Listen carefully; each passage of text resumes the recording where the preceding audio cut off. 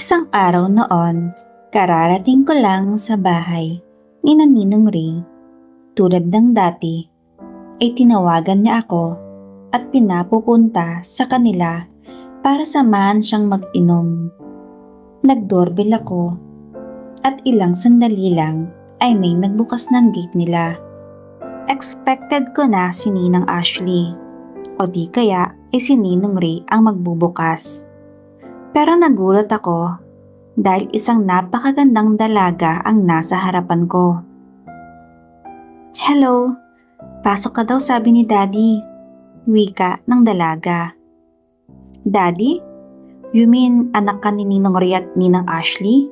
Tanong ko. Bago pa nakasagot ang magandang dalaga, ay nakita ko nang papalapit sa amin si Ninong Ray. "O Jet, dumating ka na pala, inaanak ko. Siya nga para si Trisha, ang bunso naming anak ng Ninang Ashley mo," wika ni Ninong Ray. "Trisha, anak siya ng kinakapatid mong si Jethro. Ngayon lang kayo nagkakilala dahil napakahabang panahon kami bago muling nagkita ng mga magulang niya," wika ni Ninong. Hindi ko akalain na may napakaganda palang anak sina Ninong at Ninang. Ayon pa kay Ninong Ray, ay 5 years nang nagtatrabaho sa Dubai si Trisha. Dagdag pa ni Ninong Ray na wala pang nagiging boyfriend si Trisha since birth. Mahirap yung paniwalaan, lalo pa at napakaganda at sexy nito. Palihim kong sinuri si Trisha.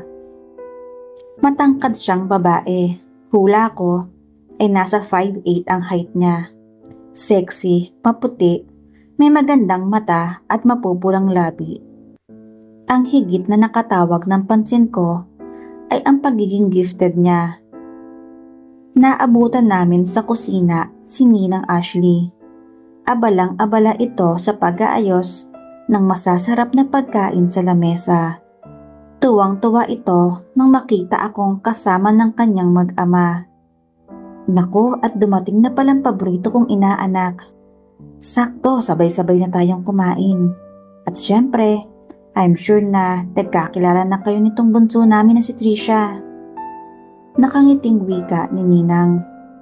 "Opo, Ninang," maikli kong sagot. Pagkatapos naming kumain, ay nagyaya na si Ninong Ray na mag-inom. Nakasali na din ang anak nilang si Trisha. At talaga namang ginanahan akong makipag-inuman dahil malaya akong napagmamasdan ang kagandahan, kaseksihan at kayamanan ng dilag. Sumabay na din sa pag-inom si Ninang Ashley. Masayang-masaya ito sa pag-uwi ng kanilang bunsong anak.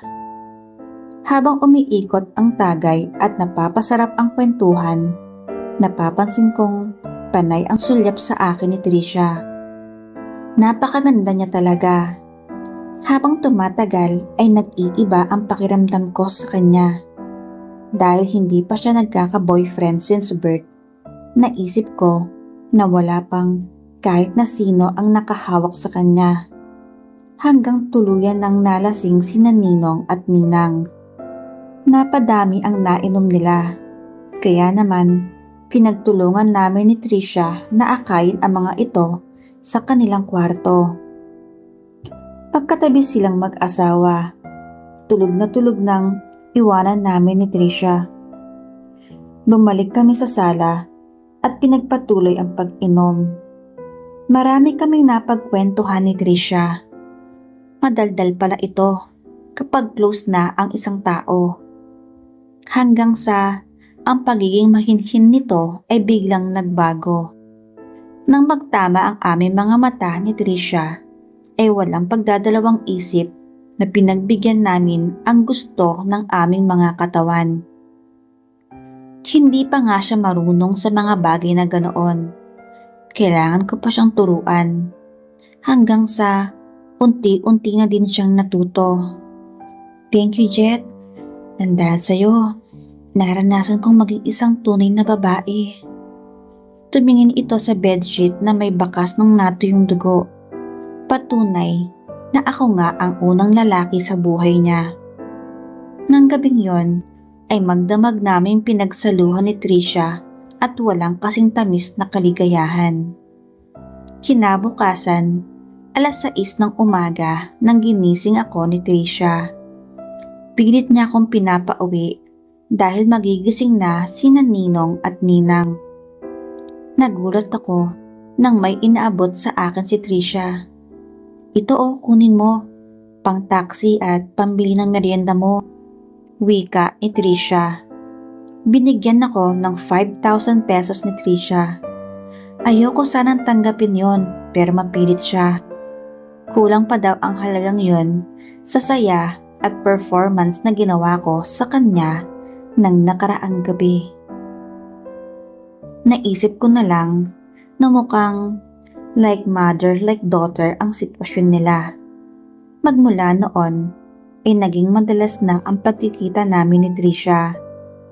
Walang kaalam-alam sina Ninong at Ninang sa nangyayari sa amin ng anak nila.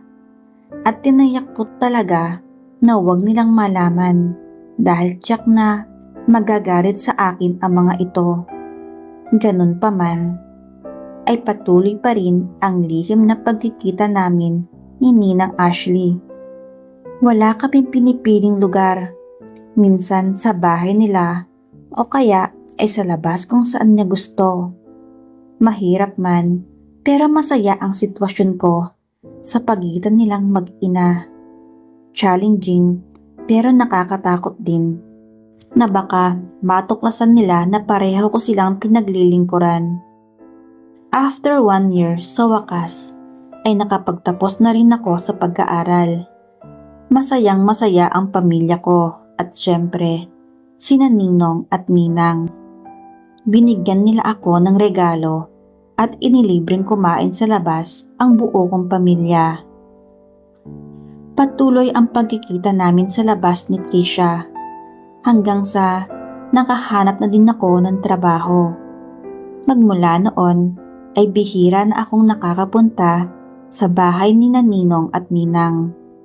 Hindi ko na rin nagagampanan ng maayos ang serbisyo ko kay Ninang Ashley. Sa katunayan, natuon ang atensyon ko kay Ashley. Napamahal na siya sa akin, lalo pa at alam ko na ako ang una at wala nang iba pang lalaki sa buhay niya. Minsan nakikita ko na marami na palang missed call sa akin si Ninang Ashley. Binabaha din ako ng mga text messages at nagtatanong kung bakit hindi na ako nakakapunta sa kanila. Nagdadahilan na lang ako na palaging busy sa trabaho, masama ang pakiramdam o kung ano-ano pa. Pero ang totoo noon ay halos araw-araw kaming magkasama ni Trisha. Isang araw, dumalaw ako sa bahay namin. May ilang buwan na din na hindi ko nadadalaw sina Mommy at Daddy dahil nag-boarding house na ako magmula nung makapasok ako ng trabaho. Pagkarating ko pa lang ay kinwento agad ni Mommy sa akin na palagi nandun si Ninang Ashley sa bahay namin. "Palagi kang hinahanap ng Ninang Ashley mo.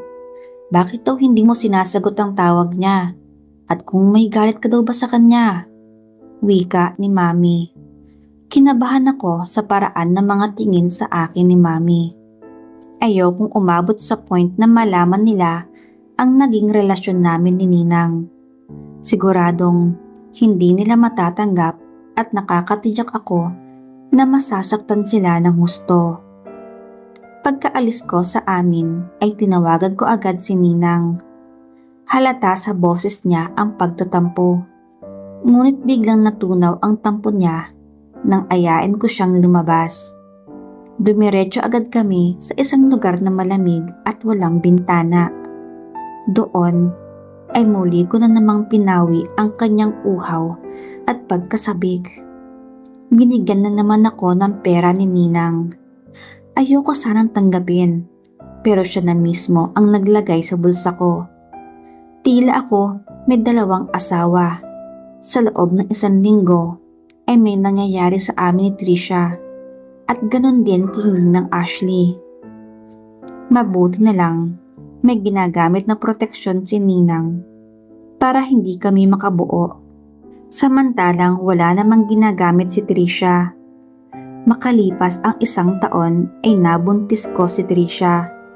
Magkahalong tuwa, excitement at takot ang nararamdaman ko ng mga panahong yun. Tiyak na magagalit at mabibigla sina Ninong at Ninang kapag nalaman ang kalagayan ng kanilang anak. No choice na kami, kaya nagdesisyon ako na ipaalam sa kanila ang totoo. Natatakot ako, babe. Baka anong gawin nila sa'yo oras na malaman nila ang kalagayan ko at ang relasyon nating dalawa. Wika ni Trisha. Bakas ang pag-aalala sa magandang mukha ng aking kasintahan. Pero pinalakas ko ang loob niya. Kahit na ang totoo ay natatakot din ako. Paninindigan kita, babe, at ang magiging anak natin. Bukas na bukas ay sabay tayong pupunta sa bahay ninyo. Sagot ko. Nang araw na yon ay panay ang tawag sa akin ni Ninang. Pero hindi ko siya sinasagot. Nagyayaya itong lumabas kami dahil namimiss na daw niya ako. May 1 linggo na yata kaming hindi nagkikita, kaya ganun siya. Ang hindi niya alam na kinabukasan ay magkikita na kami at tiyak na masasaktan at mabibigla siya sa mangyayari. Kinabukasan, mag-aalas 10 na ng umaga nang dumating kami sa bahay nila. Kitang-kita ko ang pagtataka sa mukha ni Ninong nang makita kaming magkasama ni Trisha. Habang si Ninong naman ay biglang tumalim ang tingin sa akin. Anong ibig sabihin nito, Trisha? Jetro? Tanong ni Ninong.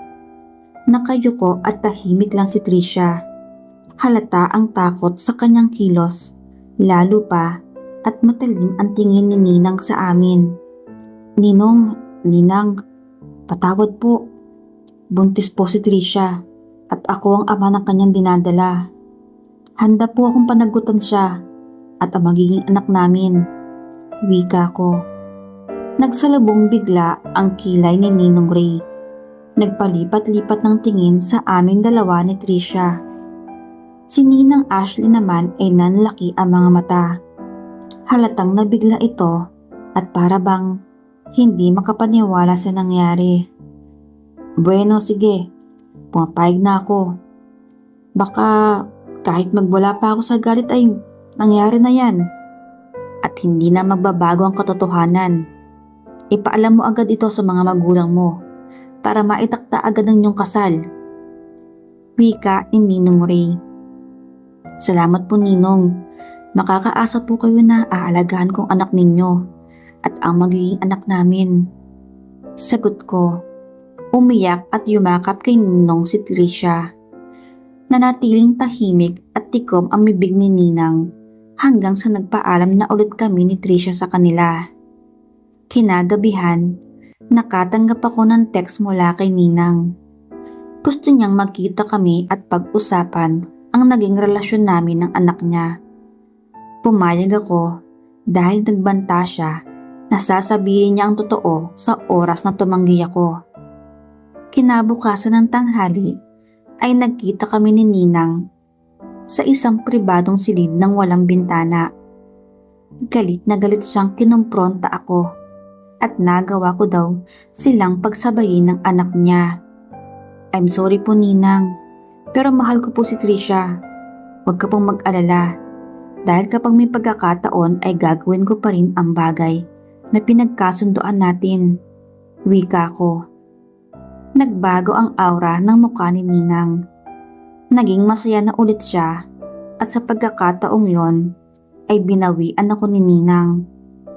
Halos hindi na ako makatayo sa sobrang panghihina ng tuhod ko noong makatapos kami. Aasahan ko yung pangako mo, Jet, ha? Kahit na maging manugang na kita, ayoko nang kumuha ng ibang lalaki. Dahil ikaw lang ang lalaking pinagsasabihan ko ng sitwasyon ko at ayokong may iba pang makaalam sa problema namin mag-asawa. Opo, Ninang. Pangako po. Wika ko. Hindi makapaniwala sina Mommy at Daddy nang sabihin ko sa kanila ang kalagayan ni Trisha. Sa kabilang banda ay natuwa sila dahil hindi naman daw ibang tao ang napangasawa ko. Kinakapatid mo yung magiging asawa mo, Jethro. Magpakatinukat, nakakaya sa mga ninong at ninang mo. Sa oras na malaman ko na sinaktan mo siya, ay ako makakalaban mo. Wika ni Daddy. Idinaos agad ang pamamanhikan namin. Masayang-masayang lahat para sa amin. Kasama namin sa pamamanhikan si Tito Ramon na magiging isa sa ninong namin sa kasal. Makalipas ang 2 buwang preparasyon ay ikinasal na kami ni Trisha. 5 months na ang tiyan ni Trisha noon, kaya medyo malaki na ang kanyang tiyan noong ikinasal kami. Nang matapos ang kasal namin ni Trisha, ay doon kami nanirahan sa bahay ni Ninong at Ninang. Awkward man dahil sa lihim na relasyon namin ni Ninang Ashley, pero mas mabuti na din yon para may tumitingin sa mag-ina ko kapag nasa trabaho ako. Tuloy-tuloy pa din ang mga nangyayari sa amin ni Ninang. Sa labas kami nagkikita para pauwiin ang uhaw niya sa ganoong bagay.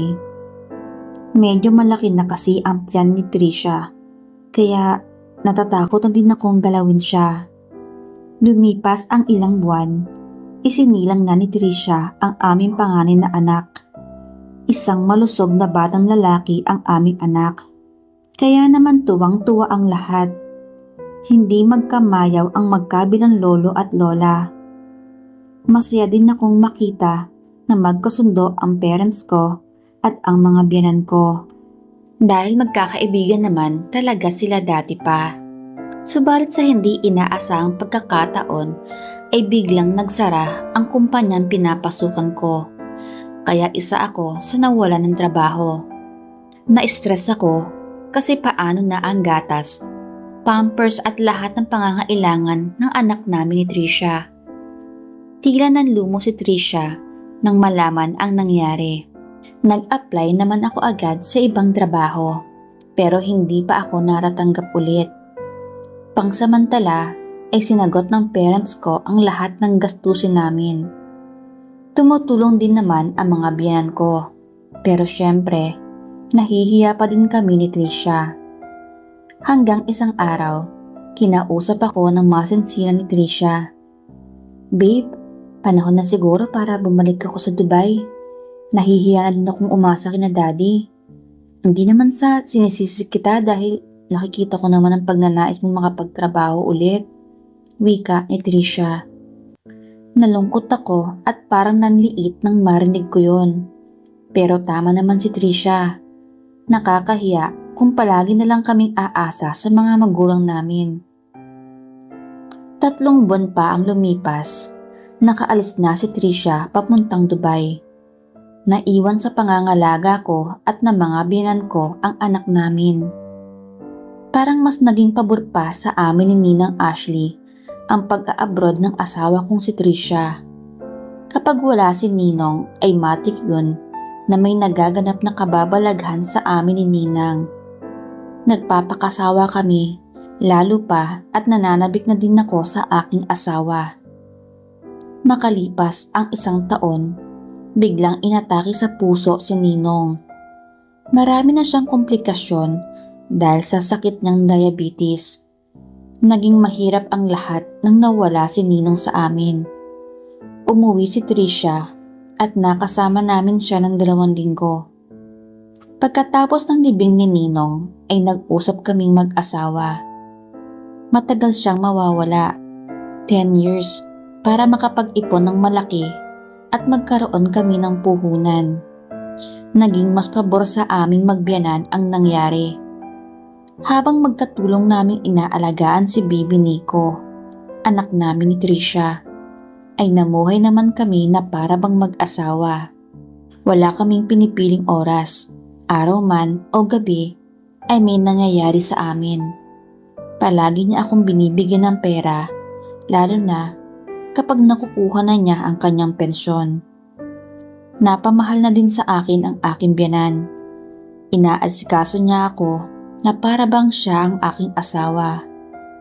Nagtayo siya ng maliit na grocery para may income kami. Walang sino man ang nakakaalam sa mga nangyayari sa loob ng aming pamamahay. After 10 years ng pagtatrabaho sa abroad, ay umuwi na ang asawa kong si Trisha. Malaki na ang naipon niya, kaya nag-for good na siya rito sa Pinas. Gusto niyang bumawi sa anak namin at maging hands-on sa pag-aasikaso sa kanya. Biglaan, kaya hindi kami nakapaghanda ni Ninang. Naging malungkot siya dahil mahihirapan na kaming makagawa ng dati naming ginagawa. Pero isang araw, kinausap niya ako ng masinsinan. Jethro, panahon na siguro para tutukan natin ang matagal na nating maling ginagawa. Ngayon nakabalik ng anak ko, gusto ko maging masaya kayo at bawiin ninyo ang mahabang taon na naging malayo kayo sa isa't isa. Wika ni Ninang. Nakaramdam ako ng awa para sa kanya. Hindi rin naman biro yung matagal na panahong pinagsaluhan namin. Nangako ako sa kanya na pakamamahalin ko ang anak niya at mga magiging apo pa. Sa kahuli-huli ang pagkakataon ay ako na mismo ang humiling sa kanya ng pinakahuling laban naming dalawa. Sinigurado ko na yun ang pinakamaganda kong performance. Nag-iyakan kaming dalawa pagkatapos ay masayang nagpaalam sa isa't isa bilang magkarelasyon. Matuloy lumipas ang mga taon, naging 3 na ang mga anak namin ni Trisha. Lumago ang grocery na itinayo ni Ninang. Ipinasa na niya sa aming mag-asawa ang pagpapatakbo nito. Tumanda na rin siya. Mas pinili niyang manirahan sa dati nilang bahay. Nakabili na din kasi kami ng sarili naming bahay. Paminsan-minsan ay dinadalaw namin si Ninang at dinadalhan ng lahat ng kanyang pangangailangan. Maging ang mga magulang ko ay matatanda na rin. Sa tuwing may okasyon ay magkakasama kami para mag-celebrate. Minsan naisip ko na sadyang mahiwaga ang buhay. May mga nangyayari talaga na hindi natin inaasahan at tanging Diyos lang ang nakakaalam. Hanggang isang araw, nakatanggap kami ng masamang balita. Tumawag yung caregiver na kinuha namin para kay Ninang. Wala na daw ito. Sa madaling salita, ay tuluyan na kaming kanyang iniwan. Napahagulgol ako ng iyak. Naalala ko ang mga sandali na masasaya at maiinit naming pinagsaluhan. Kami ng pamilya ko ay bumiyahe agad para asikasuhin ang bangkay niya. Maganda pa din siya kahit patay na. Para lang siya natutulog. Sa huling gabi ng burol niya, binulungan ko siya ng pasasalamat at maligayang paglalakbay. Masaya ako na nakabalik siya sa presensya ng Panginoon at pinagsisihan ang lahat ng kasalanang nagawa niya bago siya binawian ng buhay. Pagkatapos ng libing ni Ninang, ay napagpasyahan ni Trisha at iba pa niyang mga kapatid na ibenta ang bahay ng mga yumao nilang magulang. Napaluha ako dahil maraming magagandang alaala sa bahay na yon. Sa kasalukuyan ay magkatuwang pa din kaming mag-asawa sa pagpapalago ng aming negosyo. Tinupad ko ang pangako ko sa ninang na biyenan ko rin. Pakakamahalin ko at aalagaan ang kanyang anak at mga apo. Ayun my loves, dito na nagtatapos ang ating maganda at mainit na kwento. Sana ay na-enjoy nyo ang pakikinig. My loves, kung bago ka lang dito sa ating channel, ay huwag kang mahiya na mag-subscribe. Pwede mo ring balikan ang napakarami nating upload at siguradong ma-enjoy mo rin yon. Salamat sa pakikinig my loves. Take care and bye-bye!